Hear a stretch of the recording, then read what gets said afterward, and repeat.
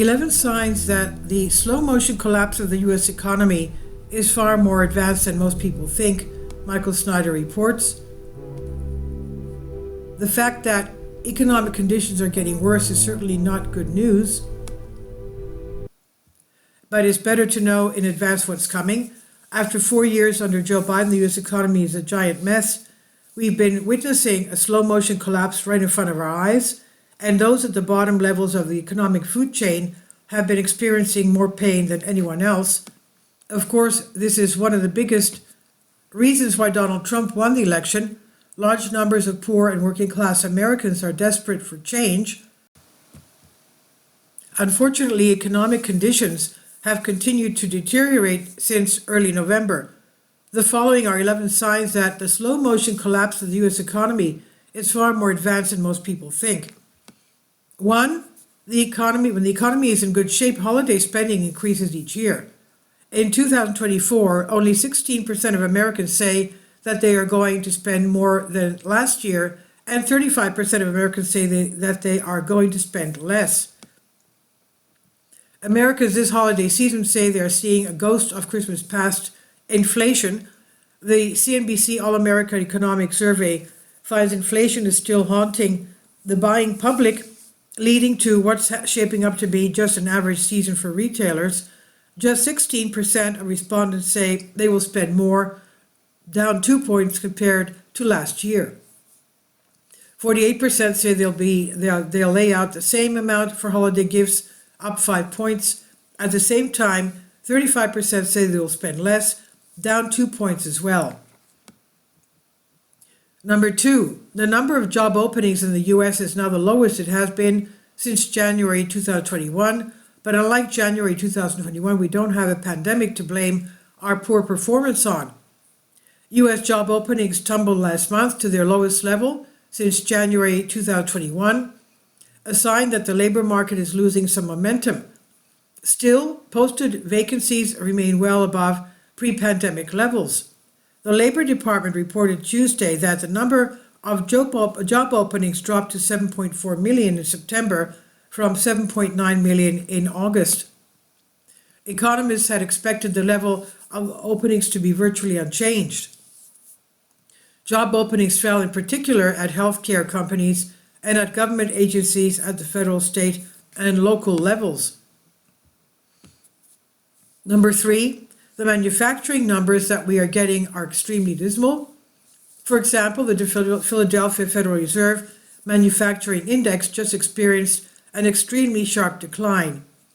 The Philadelphia Federal Reserve Manufacturing Index, a critical gauge of the general business conditions in Philadelphia, has reported a significant drop. The actual figure stands at minus 16.4, a sharp decline that suggests worsening conditions for manufacturers in the region. This figure starkly contrasts with the forecasted number of 2.9, highlighting a more severe downturn than initially predicted.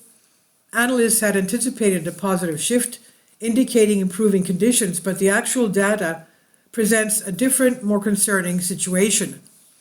Moreover, when compared to the previous index value of minus 5.5, the current reading of minus 16.4 further emphasizes the severity of the decline. This continuous drop indicates a concerning trend for manufacturers within the Philadelphia Federal Reserve District. Number 4, thanks to rapid rising mortgage rates, the average U.S. home buyer just lost $33,250 in purchasing power in just 6 weeks. Mortgage rates hit 7% on October 28, the highest level since the start of summer, and up nearly 1 percentage point from the 18-month low they dropped into in mid-September. A home buyer on a $3,000 monthly budget can afford a $442,500 home with a 7% mortgage rate, the daily average 30-year fixed rate on October 28. That buyer has lost $33,250 in purchasing power over the last 6 weeks. They could have purchased a $475,750 home with a 6.11% average rate on September 17, That was the lowest level since February 2023. Number 5. Our cost of living crisis is officially out of control. According to the Bank of America, almost a third of all households spend more than 95% of their disposable income on necessities such as housing costs, groceries, and utility bills. Many Americans are still in a tough spot. Nearly 30% of all U.S. households this year said they spent more than 95% of their disposable income on necessities such as housing costs, groceries, and utility bills, according to a Bank of America Institute report, up from 2019 levels. Number 6. A recent Lending Tree survey discovered that nearly a quarter of all households could not pay their entire power bill at some point within the past year. Lending Tree's findings about electricity bill costs comes as it reported 23.4% of Americans experienced an inability to cover their entire energy bill or portions of it in the last year, based on Census Bureau Household Pulse survey data. Number 7. The same Lending Tree survey found that about a third of all households had to reduce spending on necessary things within the past year in order to pay utility costs. Needing to cover utility bills prompted 34.3% of Americans to curb their spending on necessary things or eliminate some altogether in at least one instance in the prior year, Lending Tree said. Number 8, as I discussed last week, demand is at record levels at food banks all over the nation. Why is demand at food banks all over the country higher than it has ever been before? The media keeps insisting that economic conditions are just fine, but it has been quite obvious to everyone that this is not true. In particular, the rising cost of living has been absolutely crushing households from coast to coast. In the old days, most of the people that would show up at food banks were unemployed. But now food banks are serving large numbers of people that actually do have jobs, but that don't make enough to pay for all of the basics. The ranks of the working poor are growing very rapidly, and this is creating an unprecedented crisis all over America. Number 9, during normal times, troubled retailers would at least wait until after the holiday season to throw in the towel. But we haven't even reached Christmas, and Party City has already announced that it will be closing all stores. Party City is closing down all of its stores, ending nearly 40 years in business, CNN learned. CEO Barry Litwin told corporate employees Friday in a meeting viewed by CNN that Party City is winding down operations immediately and that today will be their last day of employment. Staff were told they will not receive severance pay, and they were told their benefits would end as the company goes out of business. Number 10. Not to be outdone, Big Lots has announced that all 936 of their remaining stores will be shutting down on a permanent basis. Big Lots is beginning going out of business sales at all its stores across the U.S. as it prepares to close its remaining locations. The discount retail chain filed for Chapter 11 bankruptcy in September and has already shut hundreds of stores nationwide. In a press release Thursday, the company said it would begin the sales at its 963 remaining locations after a sale to a private equity firm fell through. Number 11. As of the end of November, more than 7,000 store closings had been announced in the United States. That is a 69% increase from last year. According to a report from Coresight Research, U.S. retailers had announced more than 7,100 store closures through the end of November 2024, which represents a 69% increase compared to the same time in 2023. These closures are spread across numerous different sectors of retail, from auto parts to restaurants to pharmacies, leaving many consumers wondering which companies will survive. This brings us to GameStop, the beloved retail gaming store, which has not only been closing hundreds of retail stores locations since 2020, but also appears to be on track to close hundreds more of its locations in the very near future.